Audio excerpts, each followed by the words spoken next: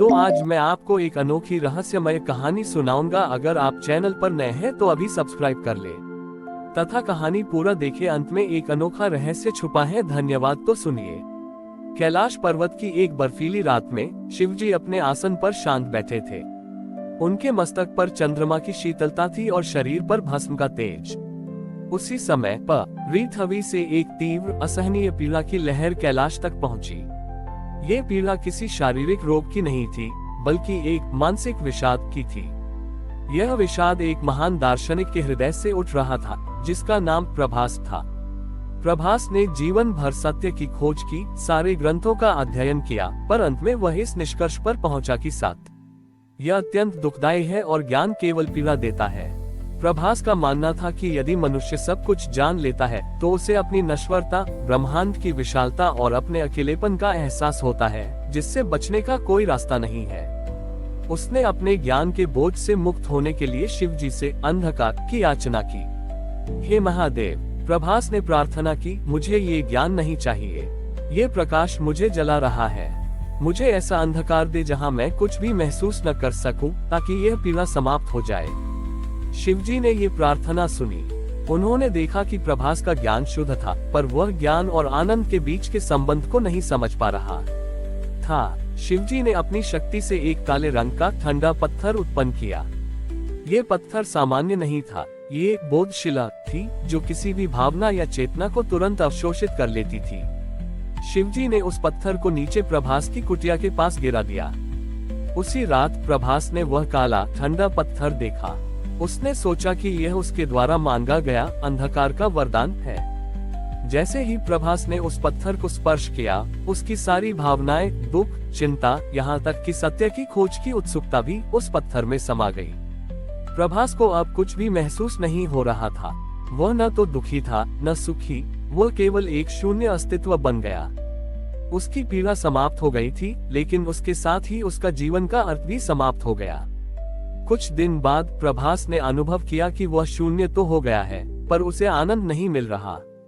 उसने सोचा, पीड़ा में कम से कम जीवन था, इस शून्य में केवल मृत्यु की शीतलता है। प्रभास फिर से कैलाश की ओर दौड़ा और रोते हुए शिवजी से प्रार्थना की, हे नीलकंठ, आपने मेरी पीड़ा तो हर ली, पर मेरा जीवन रस भी छीन लिया। अब मुझे एहसास हुआ कि पीड़ा और आनंद एक ही सिक्के के दो पहलू हैं। जो पीड़ा से भागता है वह आनंद से भी भाग जाता है। शिवजी ने मंद मुस्कान के साथ दर्शन दिए। प्रभास, तुमने बोधशिला मांगी थी। ये पत्थर तुम्हें यही सिखाने आया था कि ज्ञान का बोझ इसलिए महसूस होता है क्योंकि तुमने प्रेम को उसमें नहीं मिलाया। शिवजी ने आगे कहा, आनंद वह नहीं है जो ज्ञान के बाद मिलता है, बल्कि आनंद वह है जो ज्ञान की पीड़ा को स्वीकार करने से उत्पन्न होता है। ये संसार दुख और सुख, सत्य और भ्रम से बना है। मेरा विष पीने का अर्थ यही है कि मैं संसार की सारी पीड़ा को अपने भीतर धारण कर लेता हूँ, पर उसे आनंद में बदल देता हूँ। शिवजी ने प्रभास को बोधशिला से दूर हटने को कहा। जैसे ही प्रभास दूर हुआ, पत्थर ने उसकी सारी चेतना वापस लौटा दी। इस बार प्रभास ने पीड़ा को स्वीकार किया। उसने समझा कि सत्य का ज्ञान बोझ नहीं, बल्कि जिम्मेदारी है। शिवजी ने उस पत्थर को उठाया और उसे गौरी कुंड, पार्वती का पवित्र कुंड के किनारे स्थापित कर दिया। उन्होंने कहा, ये बोधशिला अब हर उस भक्त को ये सिखाएगी कि पीड़ा से भागना नहीं है, बल्कि उसे आत्मसात कर के आनंद में बदलना है। इस प्रकार शिवजी ने प्रभास को यह अंतिम ज्ञान दिया कि ज्ञान तब तक बोझ है जब तक उसे प्रेम और करुणा के साथ नहीं जोड़ा जाता, और सच्चा शिव भक्त वह है जो जीवन की हर पीड़ा को नीलकंठ की तरह धारण करके उसे आनंद में बदल देता है।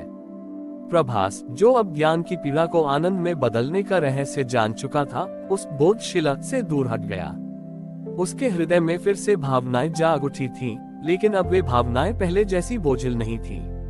उसकी पीड़ा अब करुणा में और उसका अकेलापन अब आत्मनिर्भरता में बदल गया था।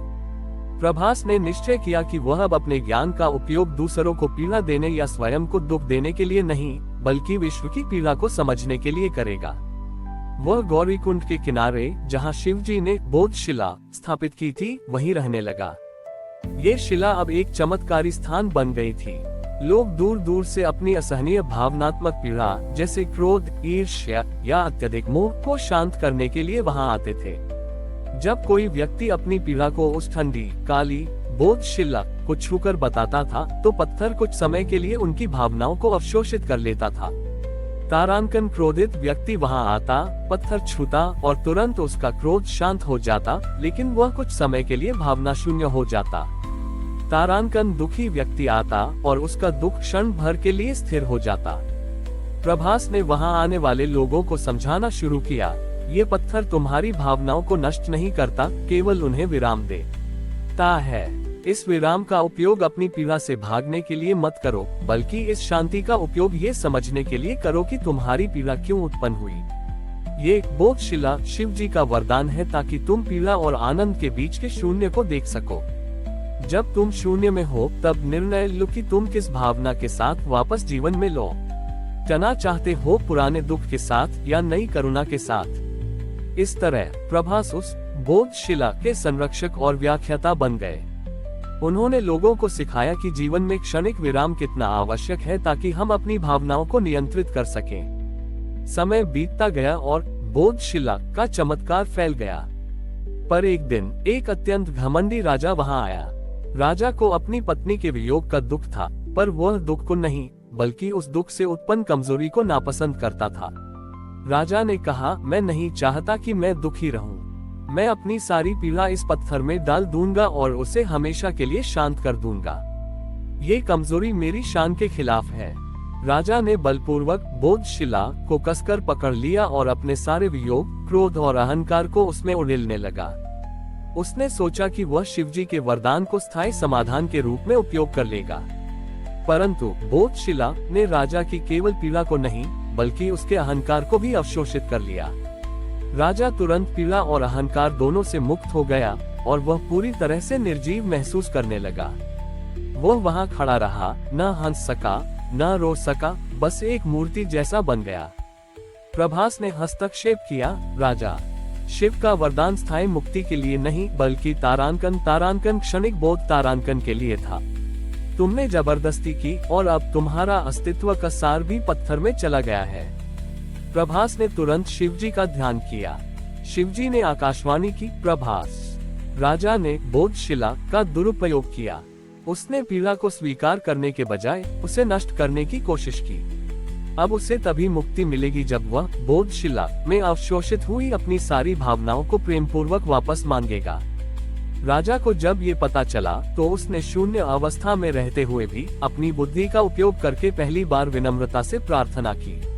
उसने न केवल अपना दुख बल्कि अपना अहंकार भी वापस मांगा, ये समझते हुए कि ये दोनों ही उसे इंसान बनाते हैं। जब राजा ने विनम्रता से मांगा तो बोधशिला ने उसकी भावनाओं को धीरे धीरे वापस लौटा दिया।